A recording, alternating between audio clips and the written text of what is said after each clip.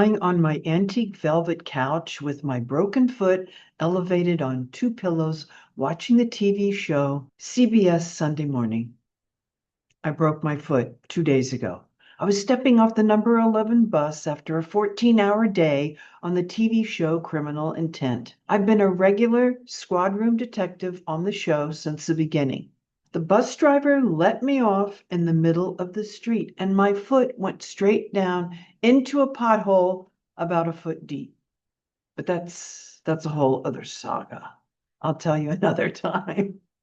So I'm lying on my sofa wondering, how am I going to pay my bills?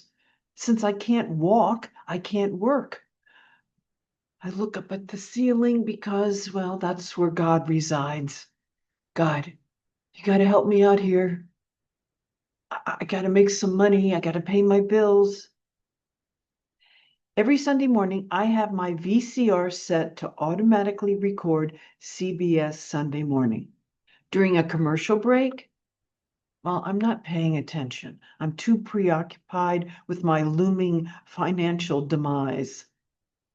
I catch a glimpse of an actor/doctor I recognize. Huh, why do I know him?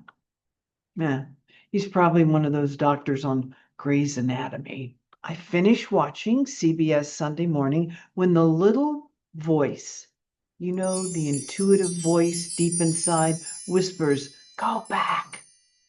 Watch that commercial from the beginning." I do. And there I am as the mom being handed my newborn baby. I knew it. I knew I was a principal. Back in April, I was hired for 2 days, Friday and Saturday, to do background on an industrial for the American Medical Association. When casting called, they asked, "Jill, are you available for 2 days on a commercial? We're shooting this Friday, Saturday, and Sunday. You must be available all 3 days, but if selected, you'll only be booked for 2. That's a no-brainer. Commercials pay great. But Saturdays and Sundays are double time. Yes, I'm available.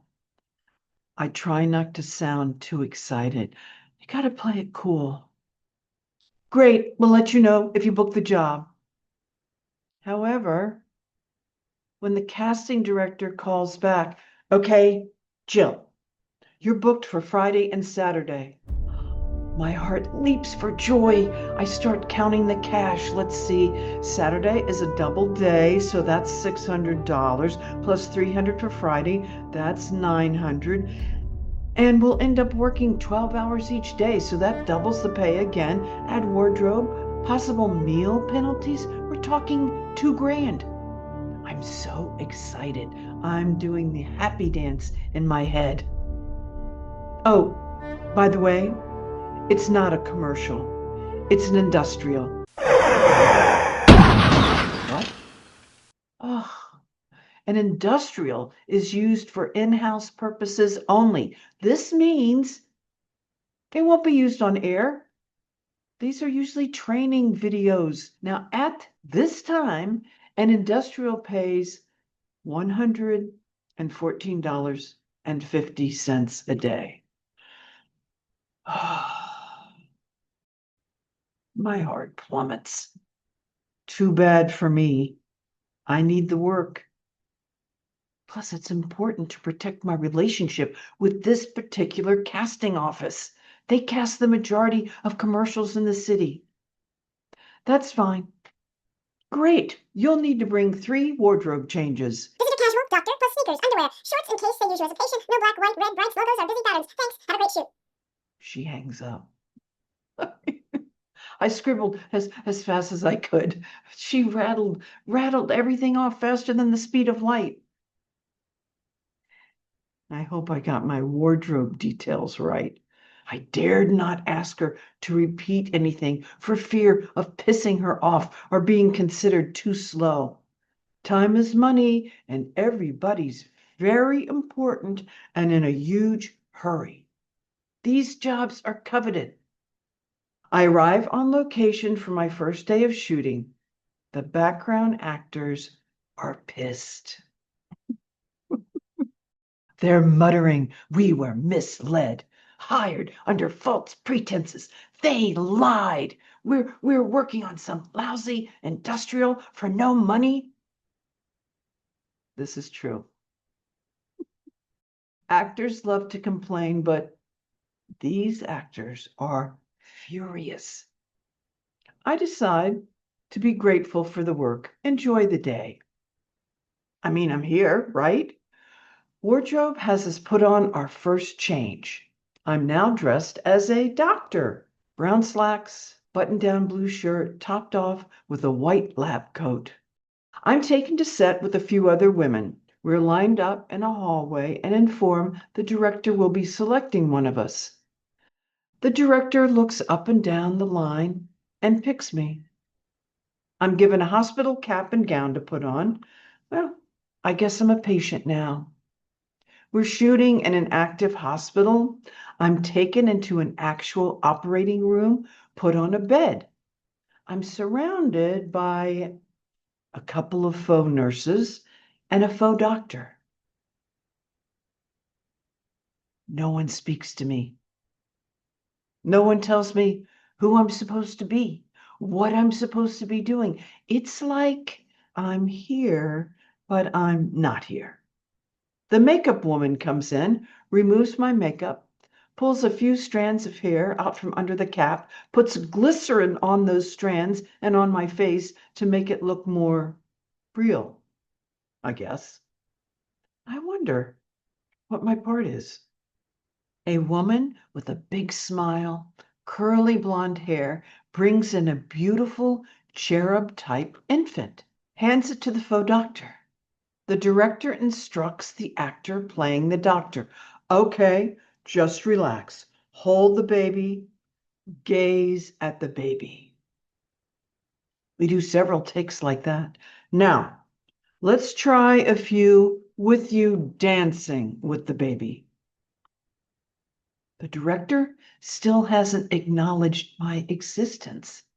It's because if the director gives me any direction, that will cement the fact that I'm a principal actor. I'll have to be upgraded. The director says, "Now, bring the baby over to her," meaning me. Hand the baby to her.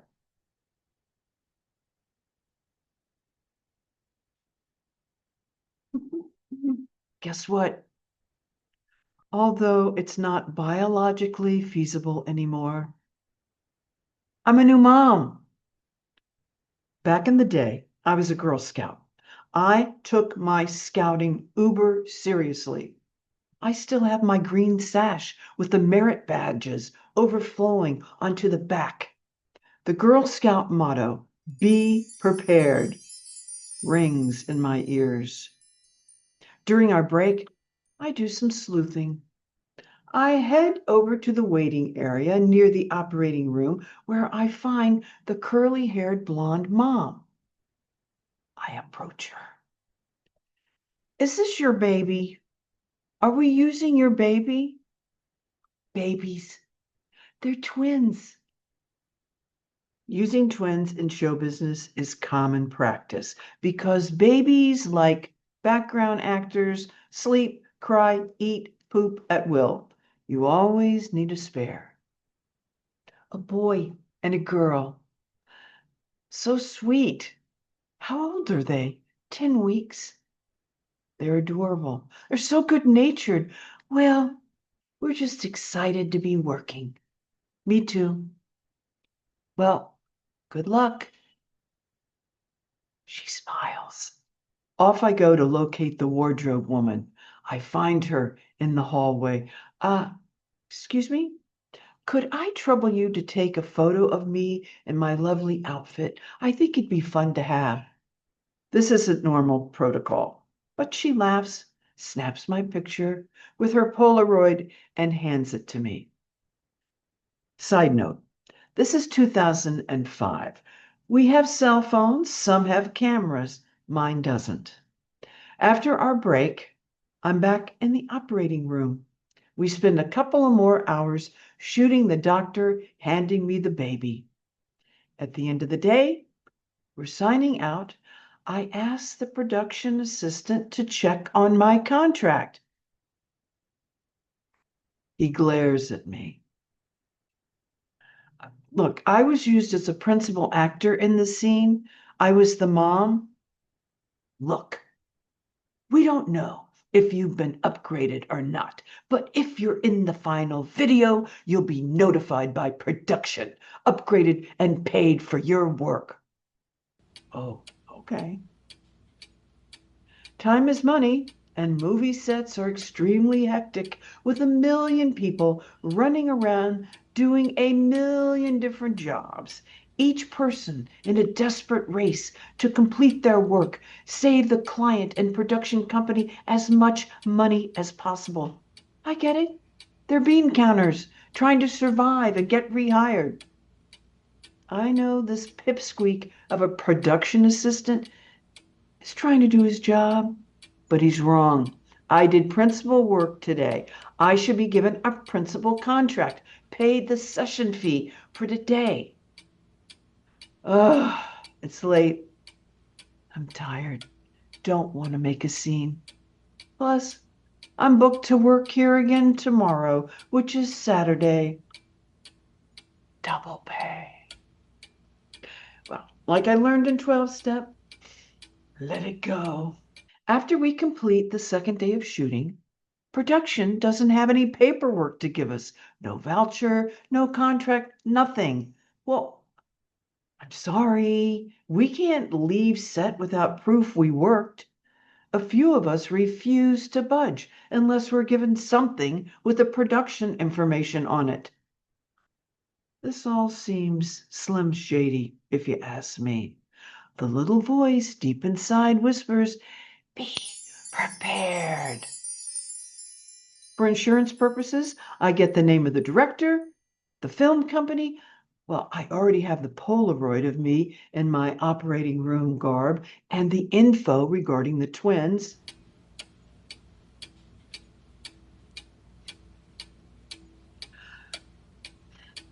Months pass. I hear nothing. Nothing from anyone regarding the industrial. I figure, okay, I guess I didn't make the final cut. I know I should have been paid for the principal work I did that day. I know I should follow up. But as an actor, I'm always scrambling to pay my bills. I'm working as much as possible. I didn't follow up because I know how much time and energy it takes. I let it go. So back to me watching CBS Sunday Morning on Sunday morning. I rewind the tape just like the little voice told me to do, replay the commercial to make sure I'm not hallucinating, and sure enough,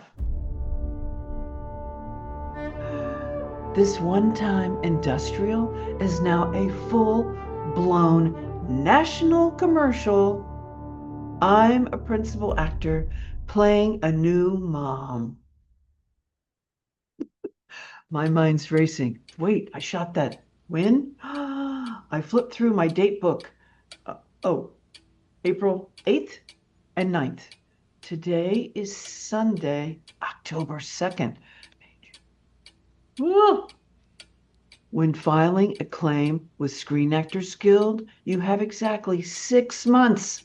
That means I have 6 days. Ooh, I contact SAG on Monday morning, October 3rd. Since I'm not mobile due to my broken foot, they asked me to fax in the information. I put together an in-depth letter explaining what happened along with my photo and resume. A couple of days pass. Ah, wait! I have a Polaroid. The name of the director, the film company. Where did I stash it? Somehow I managed to find it.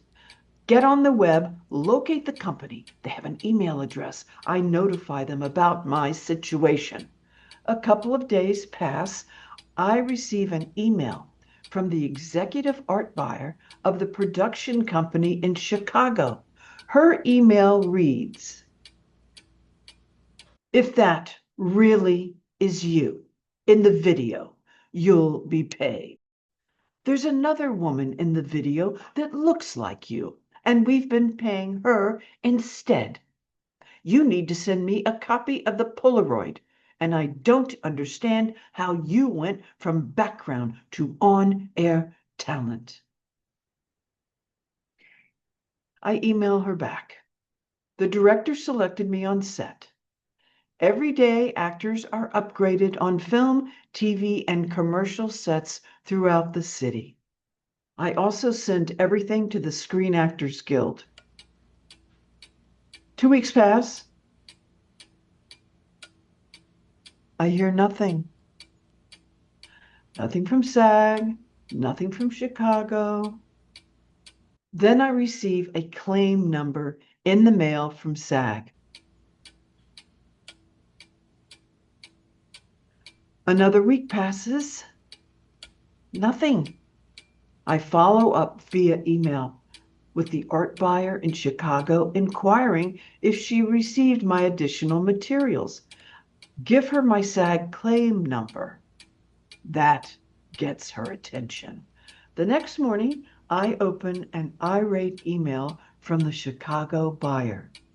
I just returned from vacation and was shocked and dismayed to find your email upon my return.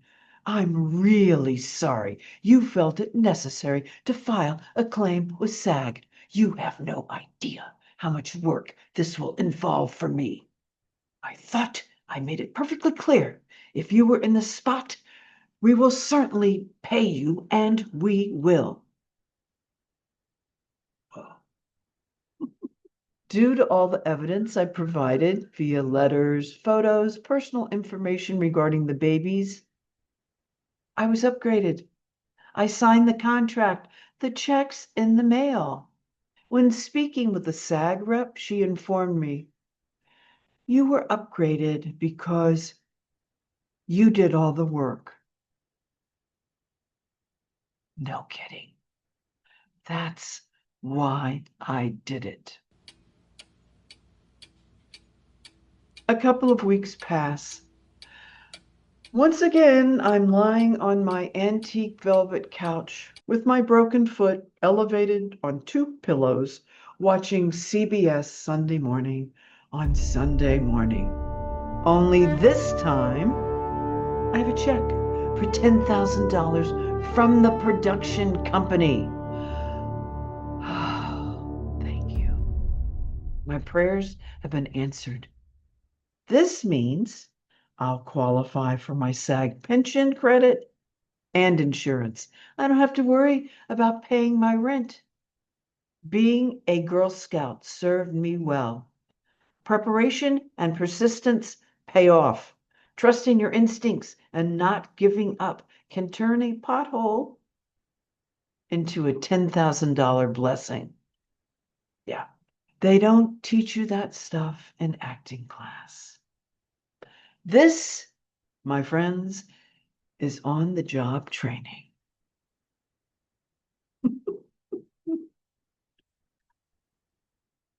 Thanks for watching, you guys. Thank you so much. I really, really appreciate it. I appreciate you being here.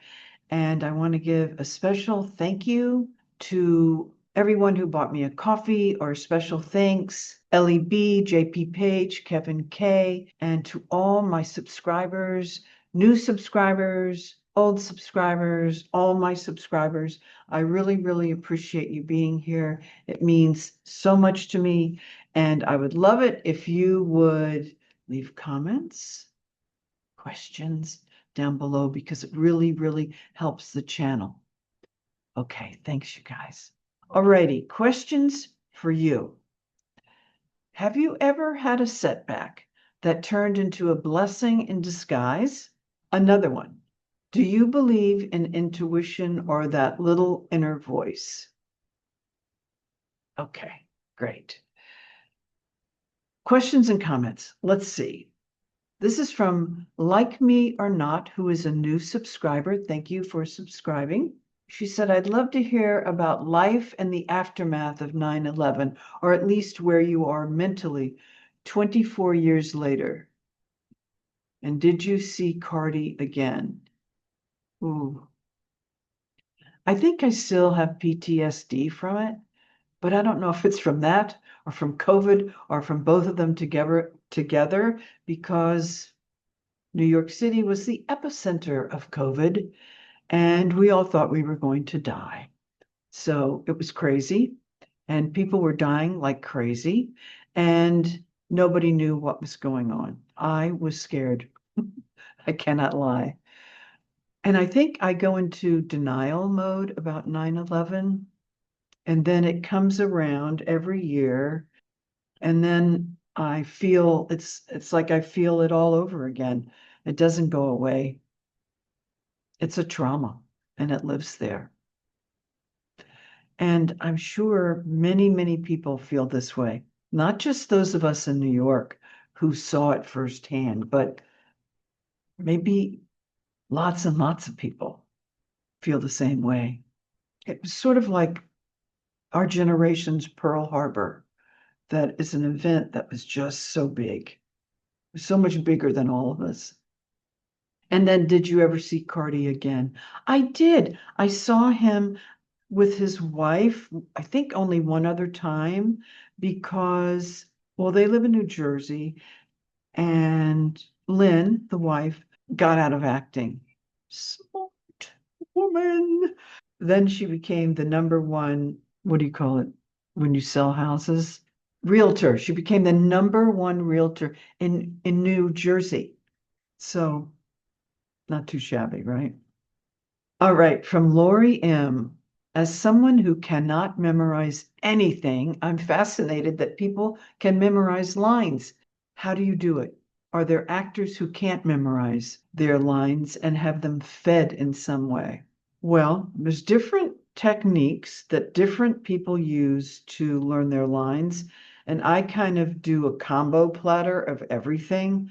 Sometimes I start out with learning them by rote so that I put no emotion on it. I just say the line. Well, I read the line. Let's say the line is, "Why do I know him?"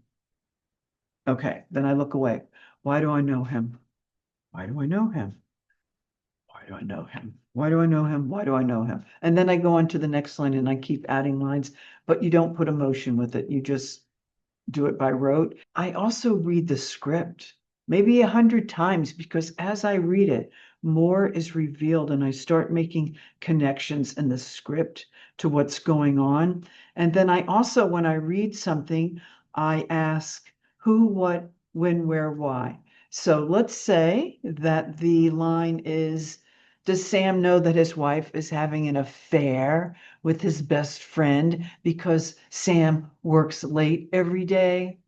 So then I would say, okay, does who? Does Sam.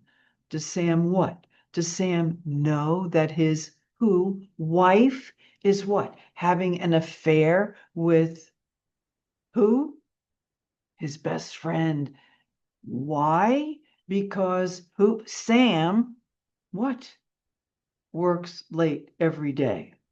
I do things like that just to make connections. And also, it's a muscle. The more you use it, it's like exercise. The more you use it, the stronger it gets. And then it atrophies when you don't use it. Use it or lose it. Oh, are there actors who can't memorize their lines and have them fed in some way? Yes, but you better be a star. I remember hearing that Brando could not memorize his lines on Godfather. Yeah, they fed him to him. I think he had an earpiece. But he's so brilliant. Like there's a cat, he picks up the cat, he's playing with the cat. He's just in the moment. So if you have someone like that, they'll do that. And I was on a set on SVU with Sharon Stone, and she had had a stroke and she was having a hard time remembering her lines, but eventually she did. I mean, stuff happens. Okay, Rebecca C. Thank you, Rebecca, for your beautiful comment about my Law and Order portrayal on bodies. That really means a lot to me. And I beat myself up so much about that, which, when you look back on it, you're like, why? That was stupid. But, we all do those crazy things. So I went back and I found some reviews that people had posted on, I think it was IMDb. And this is what I have a couple of them here. So this one gave it a 10 out of bodies, 10 out of 10. Oh my God, this has to be one of the best, in all caps, Law and Order episodes ever. My only critique is there should have been more about Bruner than his lawyer, but otherwise it was outstanding. Bruner was a serial killer, and everybody raved about him, even though he was so dang scary. All right, here's another 10 out of 10. Maybe the best of the best. Law and Order was the best drama series ever, and Bodies is arguably the best episode. This is another 10 out of 10. It says Scary Ethics. Body is the season premiere of season 14. The premiere was a great one that had real potential to be good. Bodies turned out to be more than good. It was absolutely fantastic. One of the best episodes of season 14 and one of the best in a while for the original Law and Order. What a way to start the season. So people really like this episode. Spoiler. Okay, well, that's another 10 out of 10. It says, honestly, one of the best, but most infuriating episodes. Oh, yeah, because this person was pissed off because of the serial killer's lawyer refusing to give information that would lead people to the bodies. And, oh, this one's a 9 out of 10. A strong, dark, and compelling episode. Most likely the creepiest original Law and Order episode ever. Okay, that's pretty good. So that was kind of fun. All right, all right. So thank you, Rebecca. Okay, from Deborah C. My heart breaks when I think of 9/11. I'm a Canadian and was living over in Saudi Arabia. Wow, when 9/11 happened. How the local population and most other Muslim Arab countries acted during the day of the attacks and the day after, you would be very disappointed in humanity. Yeah, I have no doubt. I mean, we were considered allies of Saudi Arabia, but we do know now that that government was funding extremist groups like Al-Qaeda, and 15 of the 19 hijackers on 9/11 in the attacks were from Saudi Arabia. So there's that. All right, you guys, I think that's all I have. Was there something else? No, I think that's all. Okay, you guys, thank you so much for being here. I really appreciate it. And be sure and leave your comments. Don't forget, and like and subscribe and hit the notification button. What else? I guess that's it. So have a great week, and I will see you next Sunday. All right. I love you.